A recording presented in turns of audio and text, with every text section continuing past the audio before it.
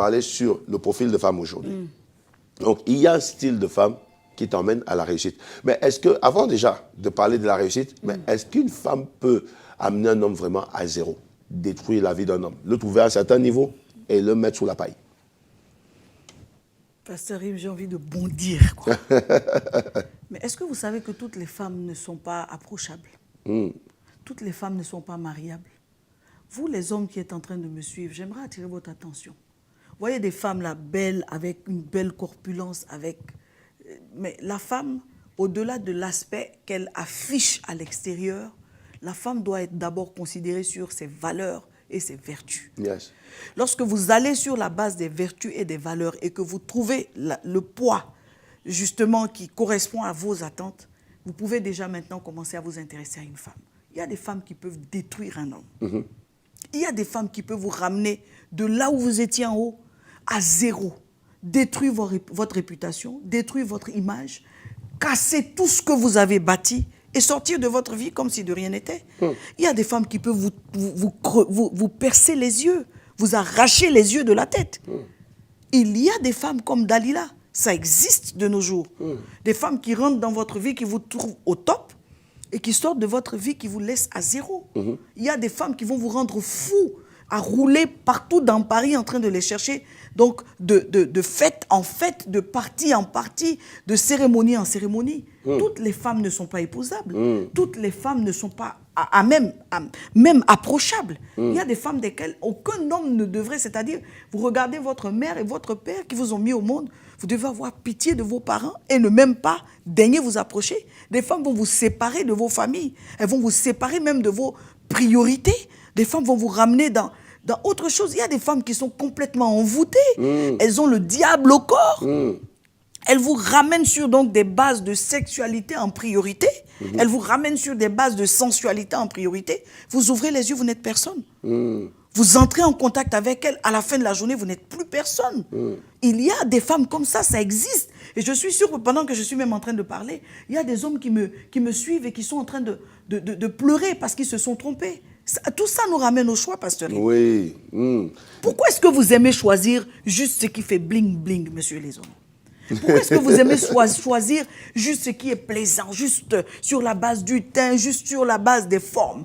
Pourquoi est-ce que vous aimez juste choisir sur la base de ce qu'une femme a comme niveau? Pourquoi est-ce que vous ne vous donnez pas le temps de regarder en fait qui elle est réellement?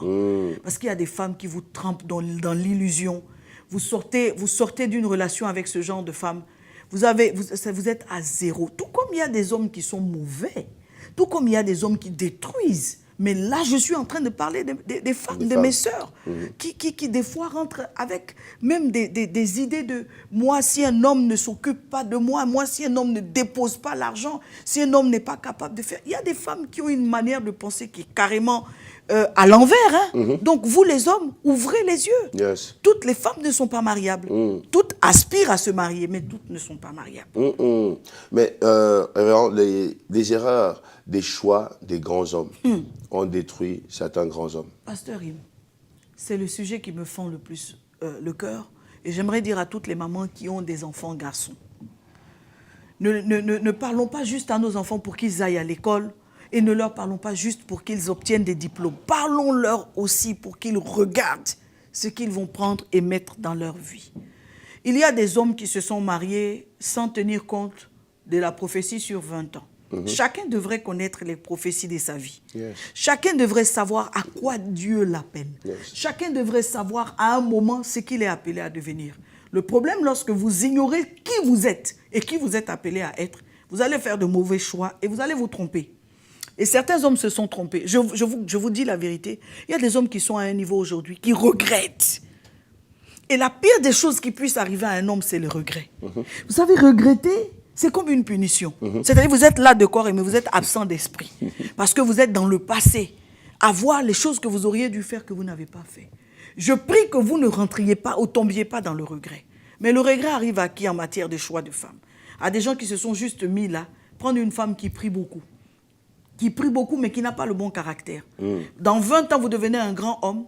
Et cette femme, maintenant, sa prière est utile et sa prière a été profitable. Mais son caractère est en train de détruire tout le système que vous avez mis en place. Il y a des femmes qui ne savent pas se contrôler.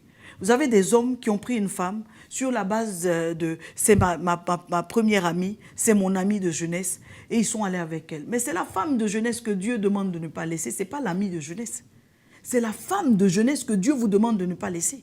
Ce n'est pas l'amie de jeunesse, parce que l'amie de jeunesse, c'est une étape brouillon de votre vie. Elle peut être comme elle peut ne pas être. Yes. Et donc, malheureusement, certains hommes ont pris cette femme-là.